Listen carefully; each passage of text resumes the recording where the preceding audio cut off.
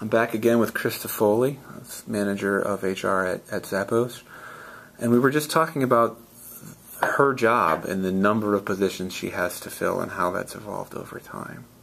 Yeah, I've been with Zappos for 7 years, so right when the company moved from San Francisco to Las Vegas, and at the time we had roughly 80 folks working in the Las Vegas office. We also have a fulfillment center in Shepherdsville, Kentucky, so there were some employees out there as well handling shipping and distribution of our products.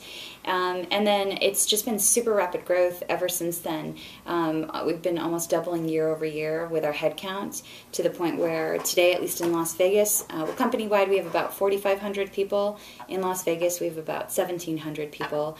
And if we're looking at kind of pulling out the technology piece, I'd say a couple hundred of those fall under our technology realm, although the majority of our positions are involved in technology or working on a computer and involved in using different systems on some level. So it's a pretty big piece of our business. And you're a division of Amazon now. We are. Right? The Amazon acquisition went through 2008, I think. Yeah, right? Yeah. So it's been a few years now. And that's a huge company too, right? They've got 25,000 employees. Much bigger than us, yeah. Yeah. So if I learn about Zappos and I'm interested that the company headquarters is in Henderson, Nevada, moving to Las Vegas, yep. And you've got also some tech jobs in Kentucky, I think you said? Yep, and actually a satellite office in San Francisco, which is where we do our innovation team is working out of. It's a much smaller group. There's about 11 people out there.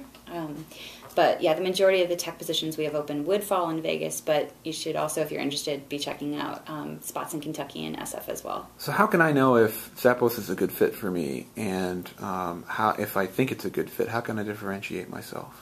I think it's really important, and this is going to sound a little cliched, but I think it's important to do your research on Zappos and get to know what we stand for and what we're about. So look at our 10 core values.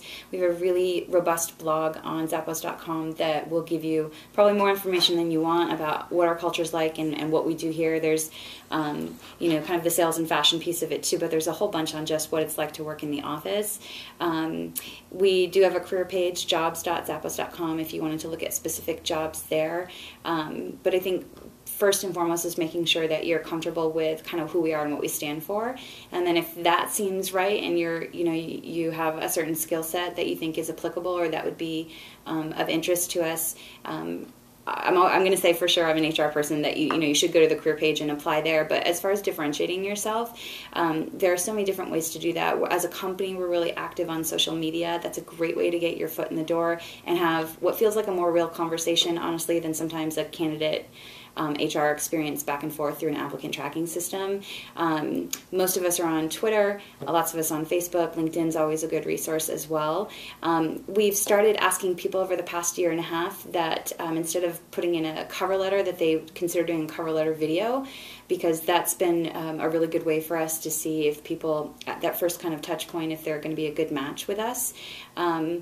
I had a candidate who kind of put together his own webpage explaining projects he's done, what he's interested in, a little bit about himself, and talked to him that afternoon. So I think it's just trying to, highlight who you are. It's sometimes all too easy to kind of fall into the trap of one of 100 people who applied for this position. So I think it's showing your personality a little bit in the process, showing what you're passionate about and conveying that passion, and being a little bit creative in the ways that you reach out to HR to kind of get seen. And that goes as well for if you're looking to work in one of our technology departments. I'm sure you can connect with people via social media that actually work in those departments and get more direct feedback from them about what it's like to work in those areas. Thank you, Christa. Yeah.